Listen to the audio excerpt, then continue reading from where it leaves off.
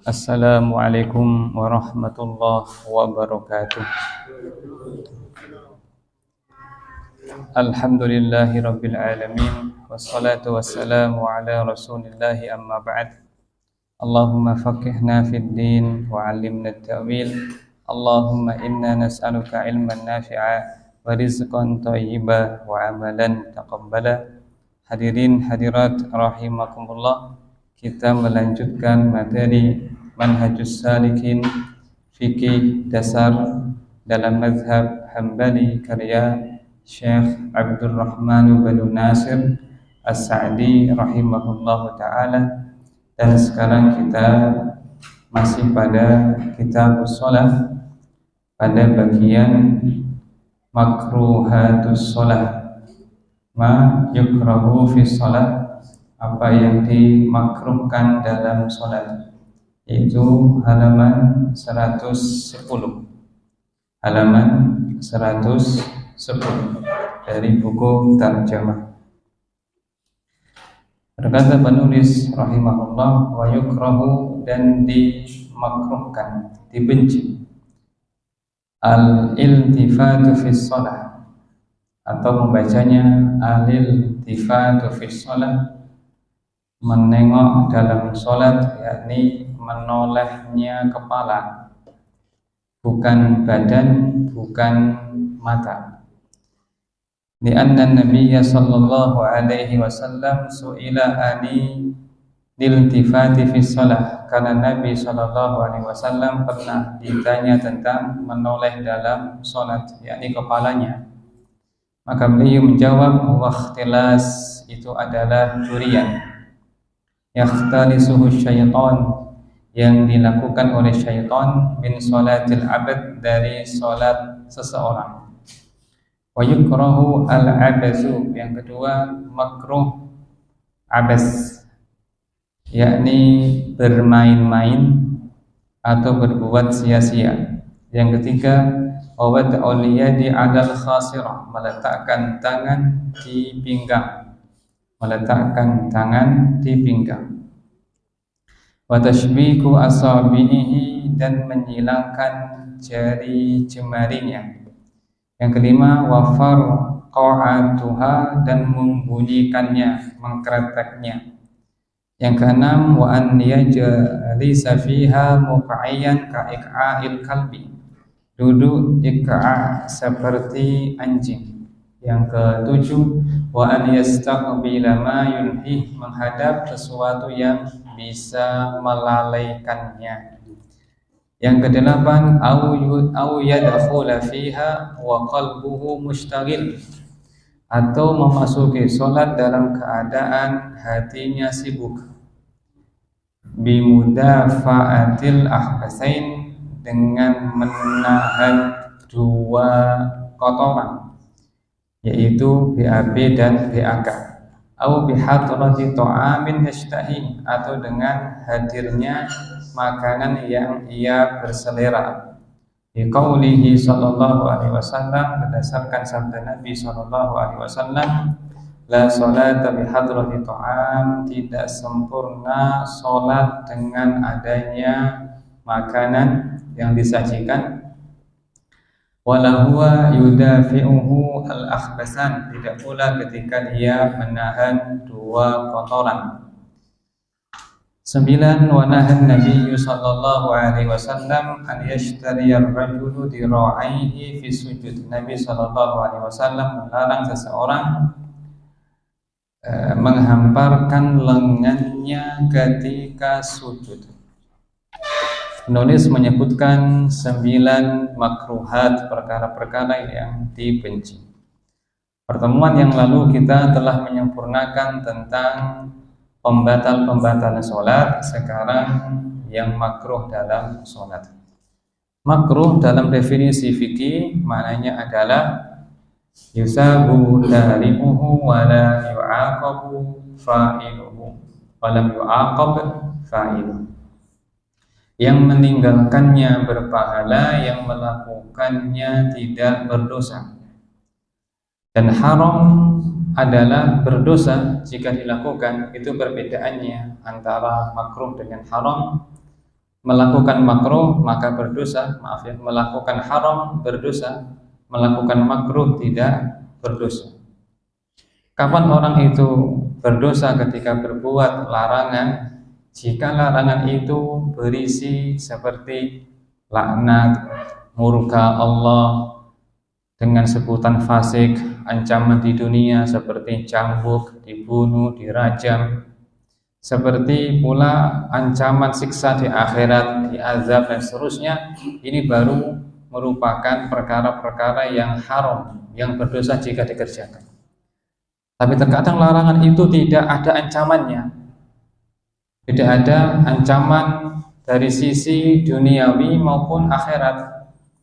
Nggak ada ancaman hadnya seperti dipotong tangannya, dirajam, dicambuk, atau tidak menggunakan ungkapan kefasikan, maka tentu hal ini tidak sampai kepada haram sehingga menjadi makruh. Atau larangan itu kemudian ya ada hadis yang lainnya yang mana Nabi melakukannya, maka turun kepada makruh, seperti umpamanya minum sambil berdiri. Ya. Nabi SAW bersabda, la yashrabanna ahadukum wa huwa qa'im. Jangan ada salah seorang di antara kalian minum sambil berdiri. Minum sambil berdiri. Abu Hurairah berkata, ada orang minum sambil berdiri. Nabi mengatakan, kiyak, muntahkan. Berkata orang itu, ya Rasulullah, kenapa? Apakah kamu suka minum bersama anjing atau kucing? Tadi ya, tidak. Laqad syariba ma'aka man huwa syarrun minhu asyaiton. Telah minum bersamamu yang lebih jelek daripada itu, yaitu setan. Ini seakan-akan menunjukkan haram, apalagi di awal Nabi mengatakan jangan sesekali minum dengan berdiri. Asal larangan adalah haram. Tapi Nabi SAW pada peristiwa haji wada minum air zam-zam sambil berdiri. Dan juga Ali radhiyallahu anhu sengaja minum sambil berdiri di depan masjid hingga orang-orang melihatnya dan dia sengaja. Maka haram ini turun kepada makruh.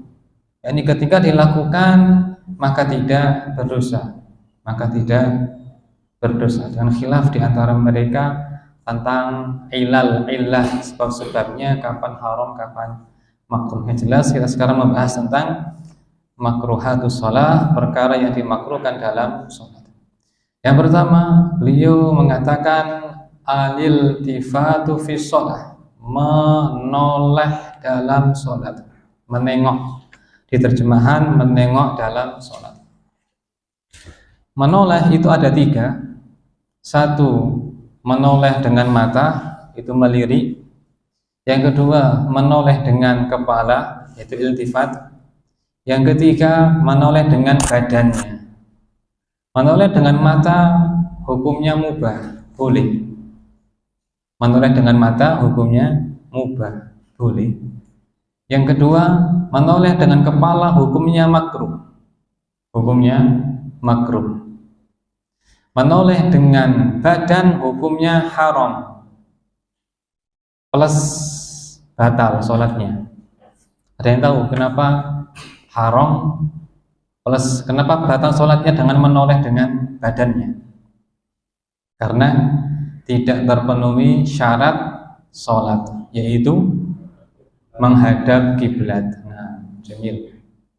6 syarat sholat, 14 rukun sholat, 8 wajib sholat, ditambah 4 pembatal sholat, ditambah 9 makruh sholat, maka cantik. Ya, kalau ini dihafal, maka bab sholat semuanya gampang.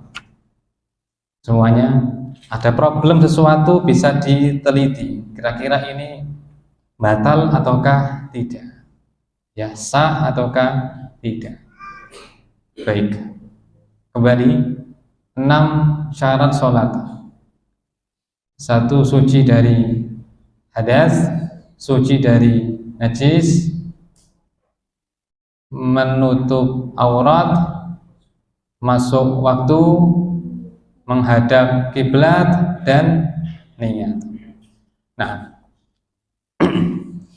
hadis yang menunjukkan menoleh itu makruh adalah hadis Aisyah radhiyallahu anha.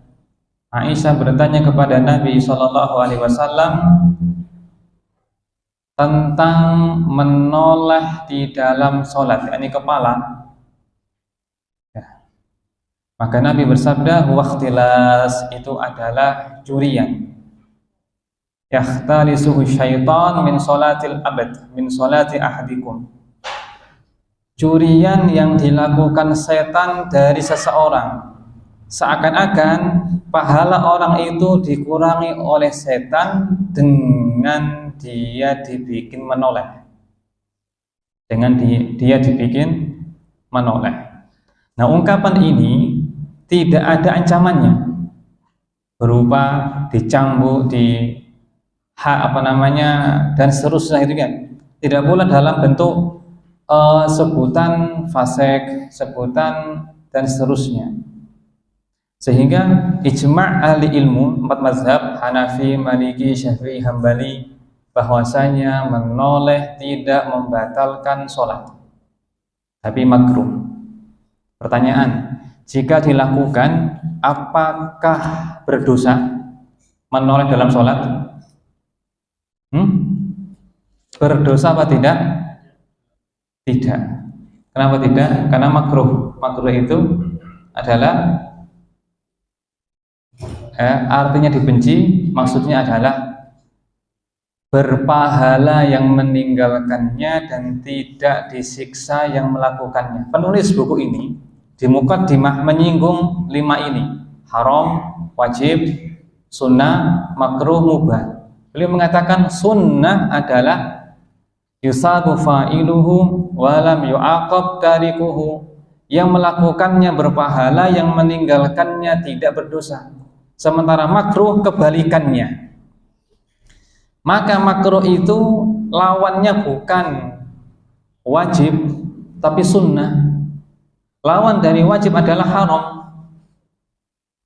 Lawan wajib adalah haram. Maka derajatnya berbeda ya antara haram dengan makruh. Makruh. Ya. Tayyib.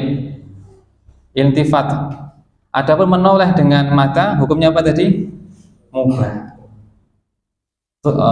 Cuma ketika seseorang itu menjadikan pandangan matanya itu mengurangi kekhusyuan, maka dari sisi ini meninggalkannya lebih utama. Jika pandangan matanya ini menjadikan kurang khusyuk, maka meninggalkannya lebih utama. Dari sisi khusyuknya itu, bukan menolehnya. Karena orang menoleh untuk yang lain atau tanpa dia sengaja, menoleh dengan matanya. Berikutnya bahwasanya menoleh itu bagian dari gerakan dalam sholat, yaitu masuk kategori al-harakah al-yasirah, gerakan sedikit. Gerakan sedikit dalam sholat ada 2. 1 ya tanpa hajat, 2 dengan hajat. Menoleh tanpa hajat ini yang dimaksud di sini, makruh, kuriha, yukroh. Yang kedua, menoleh karena hajat, ini mubah. Ini mubah. Makruh menjadi mubah dengan hajat, sebagaimana haram menjadi mubah dengan darurat. Betul. Makan babi haram, tapi ketika darurat menjadi halal? Bukan, boleh ya, bukan halal, boleh. Boleh. Ya, boleh. Kufur itu haram, tapi ketika dipaksa hingga dibunuh, maka menjadi boleh mengucapkannya dengan hati masih mengingkarinya.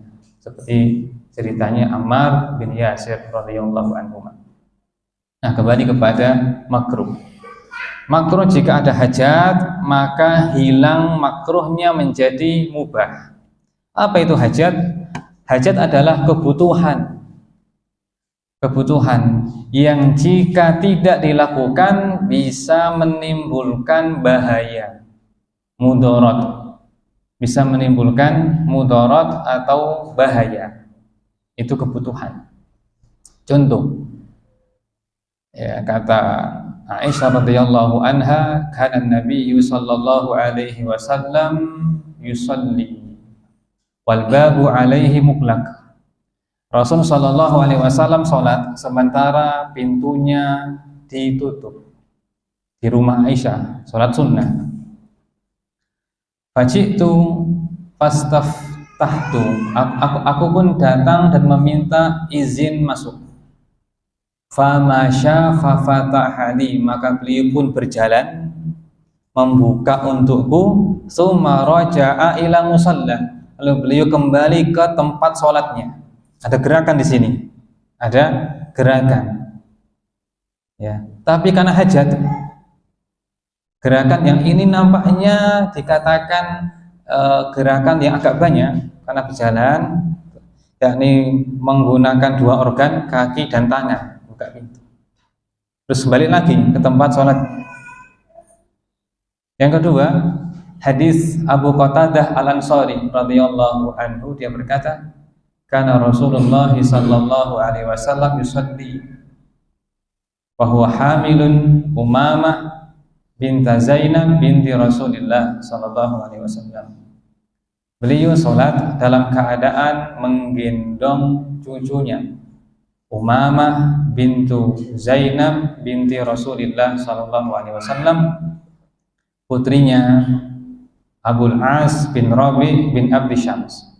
Kata Abu Qatadah, fa iza sajada wa du'aha, jika beliau sujud meletakkannya, wa iza qama hamalaha, ketika berdiri bangkit menggendongnya lagi. Ini ada gerakan jamaah, dan ini gerakan di luar sholat, bukan gerakan dalam sholat. Ini bukan unsur dalam sholat, tapi unsur luarnya, tapi hajat. Kisah yang ketiga dari Jabir bin Abdullah radhiyallahu anhumah, dia berkata, ba'atsani Rasulullah sallallahu alaihi wasallam fi hajati. Rasul sallallahu alaihi wasallam mengutusku untuk sebuah keperluan. Fa adraktu, maka aku menyusul beliau dalam keadaan beliau sedang salat. Fa sallamtu alaihi, maka aku mengucapkan salam kepadanya. Wa huwa yushiru ilayya, maka beliau mengisyaratkan dengan tangannya kepadaku. Ini pertanda pembalasan, respon dengan tangannya. Ketika usai sholat, Nabi memanggilku, ya Jabir, innaka sallamta alayya wa ana anifan fi sholat. Jabir, kamu tadi salam kepadaku sementara aku sedang sholat. Nabi di sini menggunakan jarinya dalam gerakan, berarti gerakan di luar sholat, tapi karena hajat maka diperbolehkan. Ya. Kembali kepada menoleh. Maka menoleh kalau hajat makruh apakah mubah? Mubah. Saya ulang ya. Makruh menoleh dalam sholat, yakni tanpa hajat. Itu bagian dari curian setan. Setan mencuri pahala orang yang sholat. Tapi ketika hajat, maka hilang makruhnya menjadi mubah. Contoh kasus sahabat Nabi radhiyallahu an, bahkan lebih daripada menoleh. Ketika Nabi sujudnya itu sangat lama sekali hingga mereka mengira terjadi sesuatu, maka salah seorang dari mereka mengangkat kepalanya, ternyata cucunya menaiki leher Nabi. Dia kembali sujud lagi dan dia tidak mengulangi sholatnya. Ini hajat dalam sholat lebih daripada menoleh. Maka Ibnu Utsaimin mengatakan contoh yang boleh adalah seorang wanita yang sholat, dia ya karena khawatir nanti anaknya terjatuh atau apa, maka dia menoleh pandangannya kepada anaknya. Itu kan? Itu mubah karena adanya hajat. Mubah karena adanya hajat. Jelas jemaah di sini? Menoleh Dalam sholat hukum asalnya makruh, yaitu ketika tanpa hajat. Adapun ketika hajat maka diperbolehkan. Nah, yang kedua, sebelum yang kedua, barangkali ada yang ingin memperjelas menoleh ini dalam sholat. Menoleh ada 3, 1 badan, 2 kepala, 1 mata. Menoleh badan hukumnya apa? Haram dan batal. Menoleh kepala apa hukumnya? Makruh. Menoleh mata apa hukumnya? Mubah. Jamil. Jelas? Lanjut ya. Yang kedua, wa yukrah al-abas. Dibenci al-abas. Abas adalah perbuatan sia-sia atau main-main. Kapan dikatakan perbuatan sia-sia atau main-main? Jika perbuatan itu di luar dari kepentingan sholat. Di luar dari kepentingan sholat. Dan 2, dilakukan tanpa hajat. Dilakukan tanpa hajat. Dan dia tidak menjadi batal sholatnya selama gerakannya itu yasirah, sedikit. Karena ijma' para ulama bahwasanya gerakan sedikit dalam sholat itu tidak membatalkan. Dan sedikit banyaknya itu dikembalikan kepada sunnah, contoh sunnah, atau kepada kebiasaan masyarakat. Baik. Di antara contoh ya gerakan sia-sia adalah mengkretek jari sendi ketika sholat, sengaja dia tanpa ada kebutuhan. Ya, ini bagian dari abas. Syu'bah Maula Ibnu Abbas dia berkata, aku sholat dalam keadaan membunyikan jari-jari tanganku. Maka pasca sholat Ibnu Abbas menegurku, kamu membunyikan tangan-tanganmu, jari-jarimu wa anta fi sholat, sementara kamu di dalam sholat. Ini pertanyaan, namanya apa nih? Istifham ingkari, pertanyaan untuk mengingkari sebuah perbuatan. Nggak sampai haram, karena nggak ada hadisnya, nggak ada ancamannya, sekedar bentuk pengingkaran dalam bentuk istifham ingkari. Maka ahli ilmu mengatakan itu makruh, bukan haram, sebagaimana Ibnu Baz, kemudian Ibnu Utsaimin dan lain-lain. Dan penulis mencantumkannya di sini pada nomor 5. Wa farqatuha, membunyikan jari jemari. Ya, itu makruh. Itu lagi membenarkan peci, memperbaiki baju, menyela-nyela jenggot, ya kan? Kemudian ingin mencongkel komedo dalam sholat. Semuanya ini jika dilakukan tanpa hajat maka menjadi makruh. Tapi kalau hajat hilang makruhnya. Contoh kuatan sekali mengganggu khusyuk, maka dia mengukurnya dengan gerakan yang wajar sampai hilang sakitnya. Ini makruh atau mubah? Jemaah, mubah karena adanya hajat.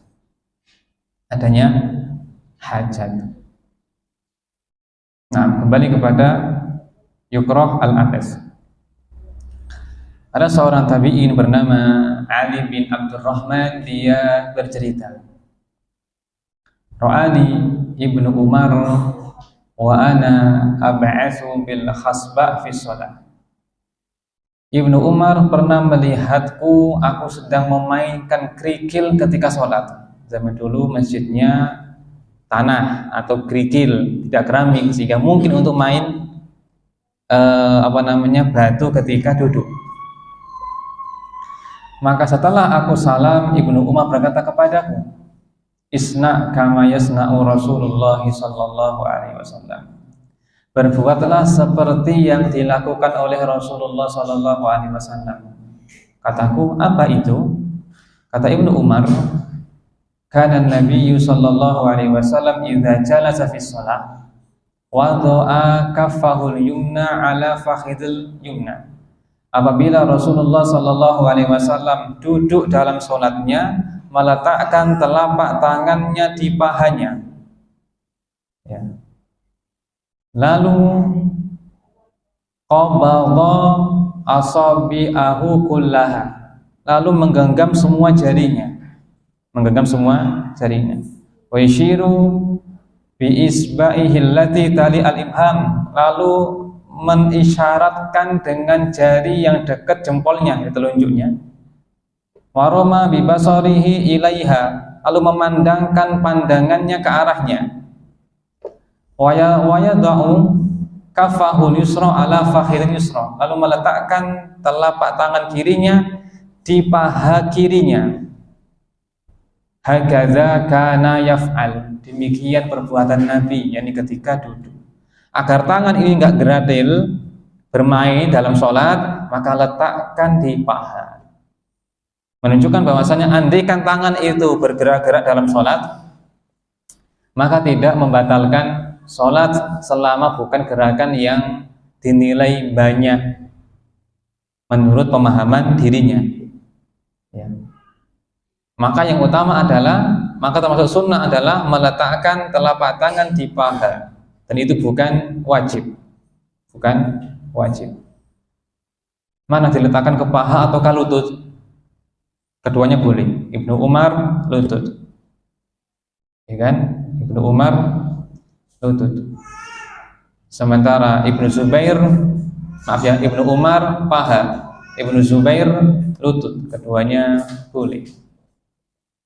Tangan diletakkan di lutut, di paha boleh, di lutut juga boleh. Hadis ini menunjukkan bahwasanya al-adas itu makruh dalam sholat. Ini ijma' para ulama, baik dari Hanafi, Maliki, Syafi'i, Hambali, dia makruh, bukan haram, bukan pembatal sholat. Nah, sekarang nomor 3. Wad'ul yad 'alal khasirah, meletakkan tangan di pinggang. Meletakkan tangan di pinggang. Hadisnya dari Ibnu Abbas radhiyallahu anhu, anna Nabiyya sallallahu alaihi wasallam qala innaha an yusalliyar rajulu mukhtasira. Rasulullah sallallahu alaihi wasallam melarang seseorang itu salat sambil ikhtisar. Ikhtisar atau khasirah, kata Ibnu Sirin, merupakan Ibnu Sirin adalah muridnya Ibnu Abbas, ya. Kata Ibnu Sirin yaitu an yadhu ayadahu ala khasiratih, meletakkan tangannya di pinggangnya. Khasirah di pinggang, yakni tempat yang biasa diletakkan padanya sabuk ikat pinggang, itu khasirah. Seperti ini, ya. Seperti ini. Apa bahasanya, kan? Apa ini bahasanya? Pangkrek. Apa tadi? Decak. Tolak pinggang. Apa? Decak pinggang, ya. Berkaca, ya, maaf, ya. Berkaca pinggang, seperti ini. Berkaca pinggang. Ibnu Umar radhiyallahu anhuma melihat orang ketika sholat seperti ini, maka beliau berkata radhiyallahu anhuma, tilka sholatul maghdubi alaihim, itu sholatnya orang yang dimurkai, yakni Yahudi.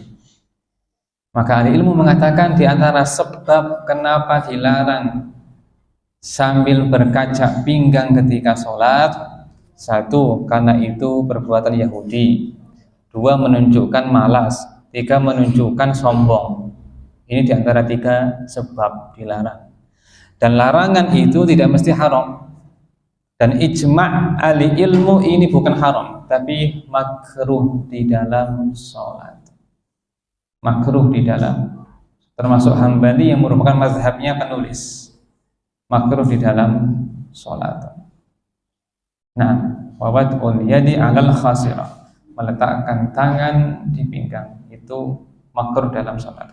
Yang keempat, wa tashbiku asabi'ihi, dan menjalin jari jemari seperti ini jemaah. Ini haram ataukah makruh? Ini penulis mengatakan makruh. Makruh, bukan haram. Ini makruh, bukan haram. Bahkan tidak ada yang mengatakan ini haram, tapi makruh dalam sholat. Makruh dalam sholat. Dan orang dikatakan sholat ketika dari awal wudhu hendak sholat, itu sudah dianggap sholat. Sampai dia pulang, itu durasinya orang sholat. Yani pahalanya mengalir terus, ya, dan dia wudhunya, berjalannya, menunggu iqamat, wirid ba'da sholat hingga pulang, dianggap sebagai orang yang sholat. Maka selama itulah dilarang untuk tashbik, menjalin jari jemari, dengan perincian yang nanti disebutkan. Kata Nabi SAW, man tawadda'a summa kharaja yuridu sholah fahuwa fi sholatin hatta yarji'a ila baiti. Siapa yang berwudu lalu keluar hanya ingin sholat, maka dia berada dalam sholat sampai dia pulang. Fala taqulu hakadha, maka jangan melakukan seperti ini. Kata rawi, yakni yushabbiku baina asabihi, yaitu menjalin jari jemarinya. Seperti ini, menjalin jari jemarinya. Ya. Kemudian datang hadis Abu Hurairah radhiyallahu anhu, di mana dalam hadis Dzul Yadain, hadis orang yang tangannya panjang, hadis yang terkenal tentang masalah Nabi lupa jumlah rakaat. Seusai sholat, Nabi bersandar di sebuah tiang sambil menjalin tangannya. Maka ahli ilmu mengatakan, siapa yang sudah salam maka boleh menjalin tangannya dan tidak makruh. Tidak makruh. Ulama lainnya mengatakan tetap makruh sampai dia selesai dari aktivitas sholat, berupa dia pulang ke rumah atau untuk aktivitas yang lainnya hingga terputus sholatnya. Ya. Pendapat yang lebih kuat adalah yang pertama tadi, bahwasanya ketika habis salam maka telah selesai kemakruhannya. Termasuk pula adalah dalam kondisi dia dianggap sholat, seperti ketika khutbah. Khutbah adalah kondisi orang masih sholat, karena orang ketika sudah mendengarkan khutbah dianggap sebagai sholat.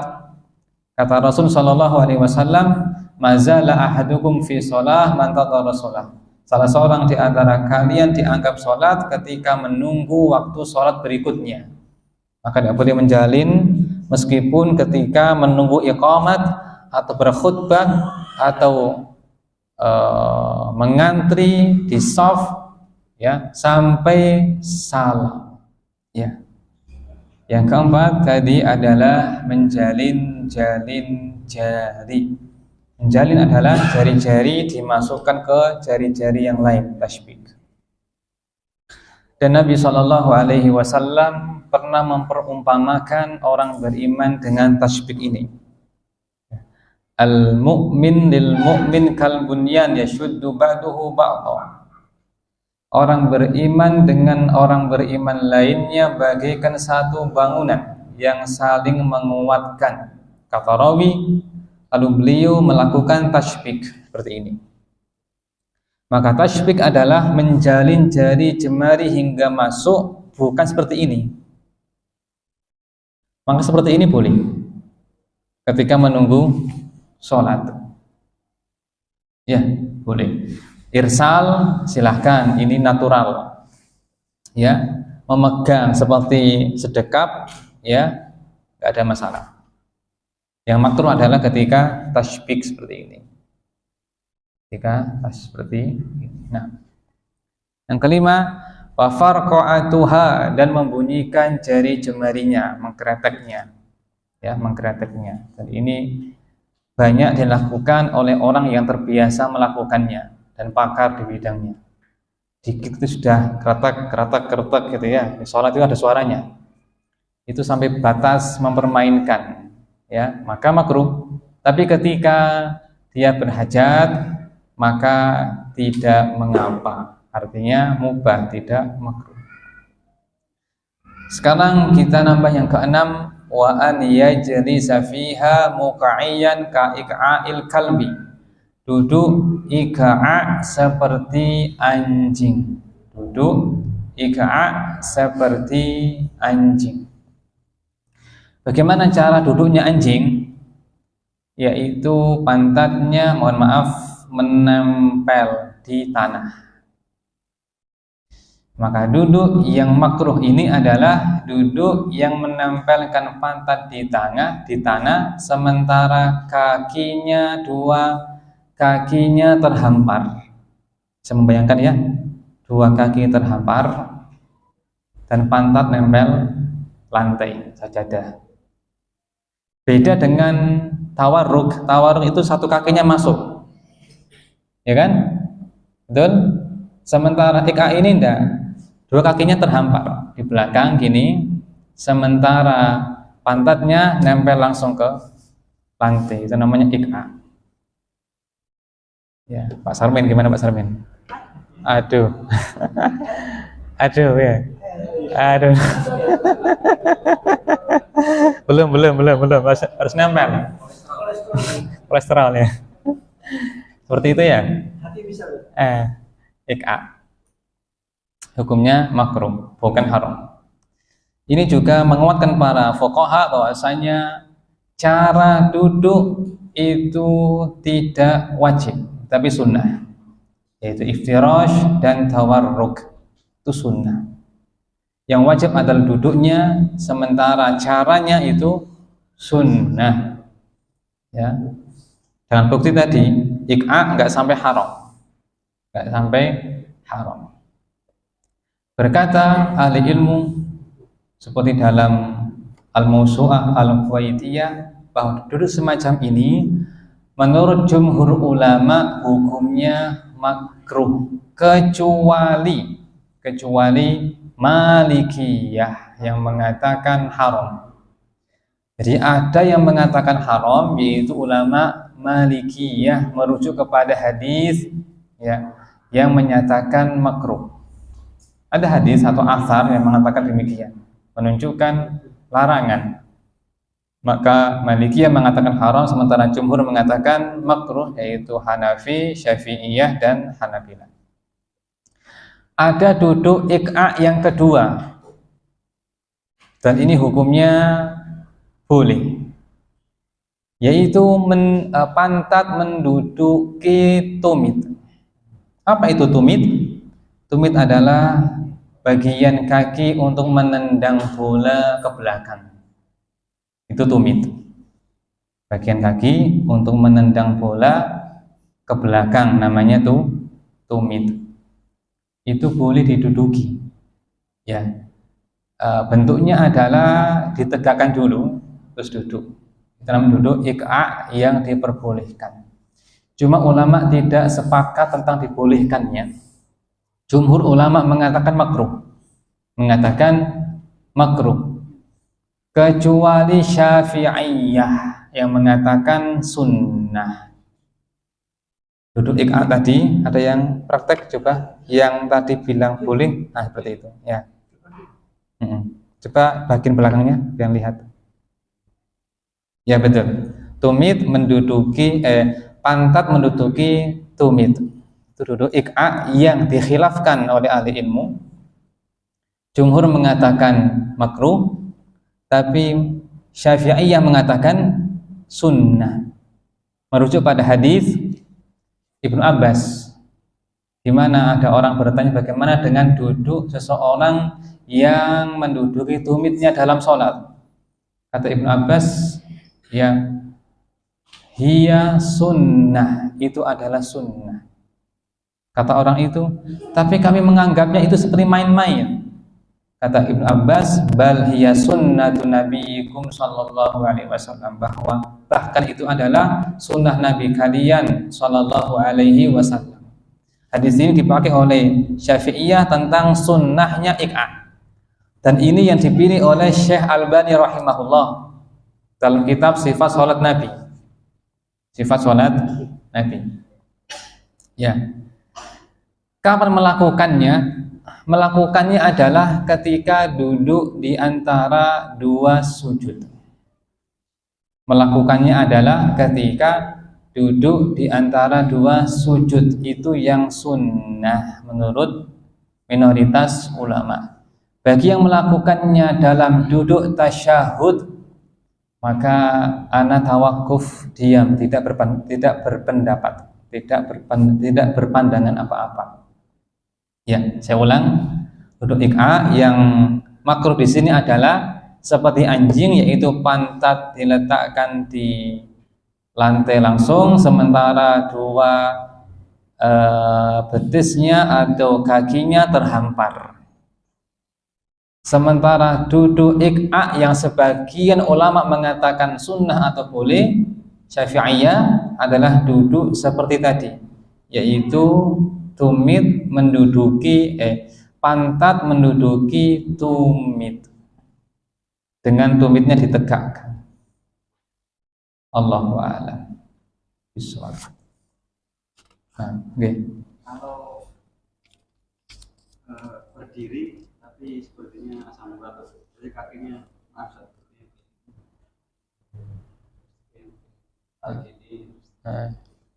Apa pertanyaan? Duduk apa berdiri sholat? Kenapa duduk atau? Goyang-goyangkan.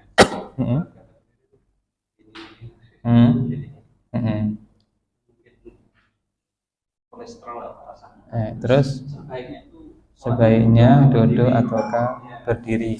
Baik. Sebutkan rukun sholat pertama. Apa? Berdiri.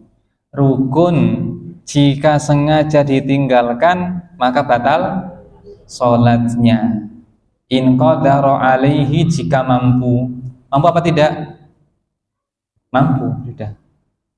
Selama dia mampu, artinya tidak membahayakan jiwanya atau penyakitnya nggak bertambah, maka dia harus berdiri karena dia bagian dari rukun sholat. Berbeda dengan menegakkan jari ketika duduk, itu perkaranya ringan, silakan ditekuk, silakan dihamparkan, terutama jika ada hajat, karena dia bukan rukun sholat. Gimana, jelas? Nah, yang lain coba ada? Oke, silakan. terkait dengan gerakan pikiran. Ya, pikiran. Apa hukumnya pikiran? Banyak pikiran dalam sholat, yakni memikirkan perkara-perkara yang di luar kepentingan sholat. Berkata Ibnul Munzir, ulama besar dalam masalah ijma', dia berkata, ya, atau Ibnu Hazm, ya, lupa saya, Ibnu Hazm atau Ibnu Munzir, wa ajma'u annal fikrata fis shalah la tufsidus shalah. Ya, fikrah, berfikir di dalam sholat tidak membatalkan sholat. Itu ya, dia disepakati dalam ijma' bahwasanya memikirkan dalam sholat itu tidak membatalkan sholat. Lalu Ibnu Taimiyah mengatakan ini dikecualikan jika pikirannya sampai mendominasi, maka batal. Ibnu Taimiyah mengkoreksi ijma'nya Ibnu Hazm ini dengan mengatakan ini jika pikirannya tidak mendominasi sholatnya. Contoh dari awal sampai salam pikirannya nggak fokus, ya, mikir dunia, permasalahan duniawi sampai salam. Versinya Ibn Taimiyah batal sholatnya.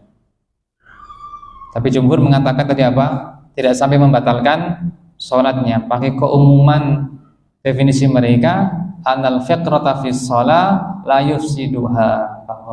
Memikirkan perkara-perkara dalam sholat ketika sholat tidak membatalkan dan merusak sholat.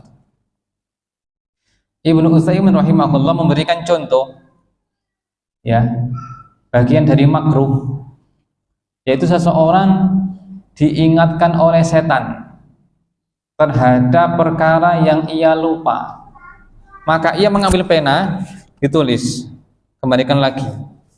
Ini masuk abis, perkara sia-sia, makruh. Dan ini tidak sampai membatalkan sholat. Dia mengumpulkan dua hal, mengumpulkan gerakan dalam pikiran serta gerakan tangannya. Ambil pena dan kertas, tulis tadi apa, kunci di bawah kasur, kembalikan lagi. Setan sering datang ketika sholat, ingin merusak sholatnya hamba, yakni pahalanya, bukan keabsahannya.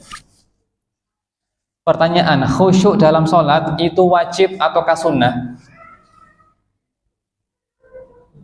Khusyuk dalam sholat hukumnya wajib ataukah sunnah?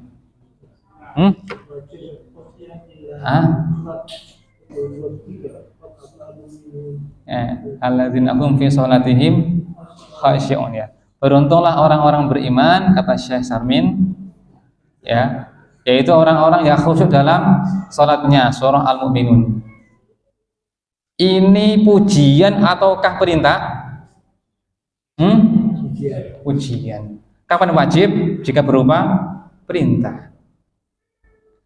Ijma' ahli ilmu bahwasanya khusyuk dalam sholat tidak wajib, tapi sunnah. Maka jika ada orang nggak khusyuk sholatnya sah apa tidak? Sah. Itu umumnya orang awam. Maka jangan menyempitkan rahmat Allah, jemaah. Ya. Apa dalil mereka? Para fuqaha. Kata Nabi SAW, ya, innallaha tajawaza li an ummati ma haddatsat bihi nafsaha ma lam ta'mal au tatakallam.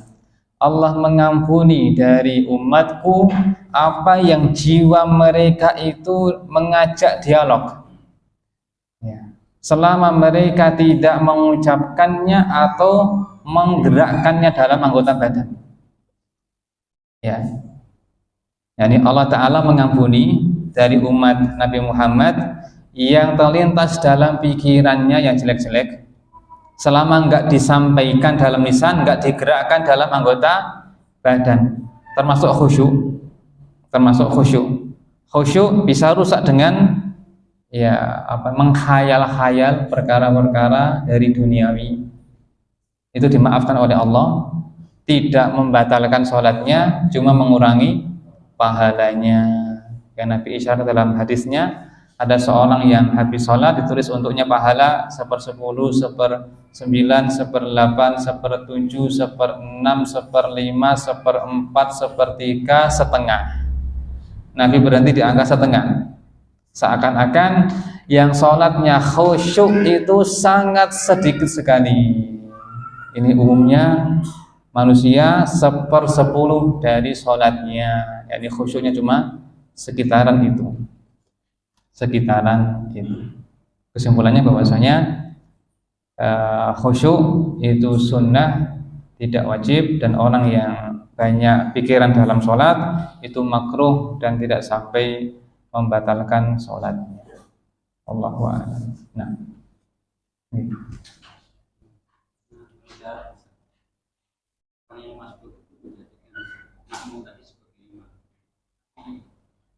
setiap gerakannya pindah itu enggak ada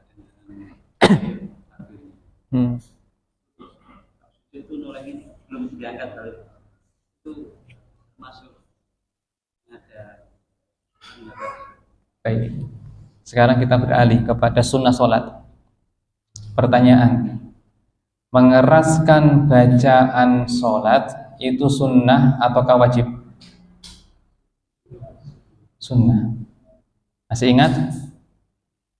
Ya, kemarin pernah kita singgung ya. Syarat sholat berapa? 6. Rukunnya 14. Wajibnya selebihnya adalah sunnah. Termasuk adalah al-jahru fi maudhi'ihi was-sirru fi maudhi'ihi. Mengeraskan pada tempatnya, melirihkan pada tempat itu sunnah. Itu sunnah.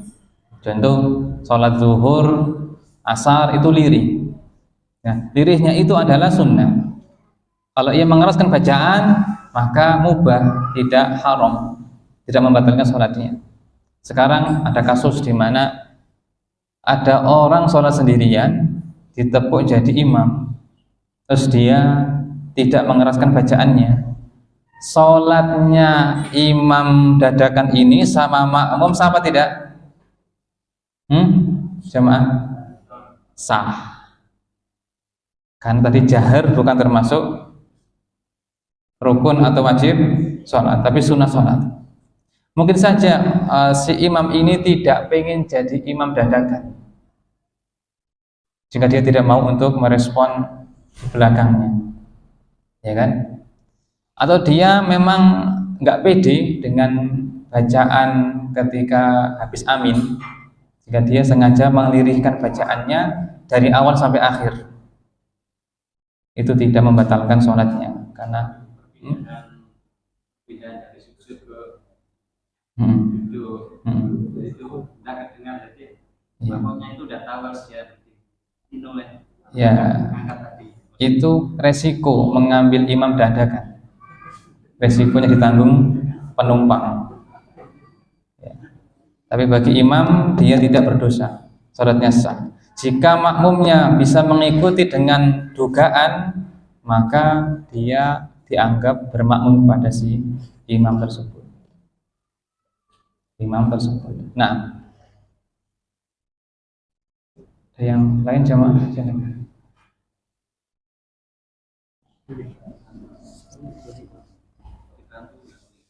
Gimana?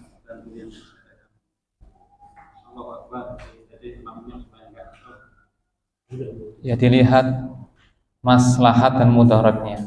Jika tersinggung si imam ini, jangan. Nah, ada lagi jamaah?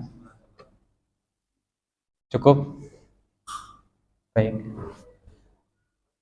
Demikian penjelasan tentang sebagian dari makruhatus shalah, perkara-perkara yang makruh dalam sholat. Kita akhiri, Allahumma shalli wa sallim ala nabiyyina Muhammadin wa ala alihi wa sahbihi ajma'in. Subhanakallahumma wa bihamdika asyhadu an la ilaha illa anta astaghfiruka wa atubu ilaik. Wassalamualaikum warahmatullahi wabarakatuh.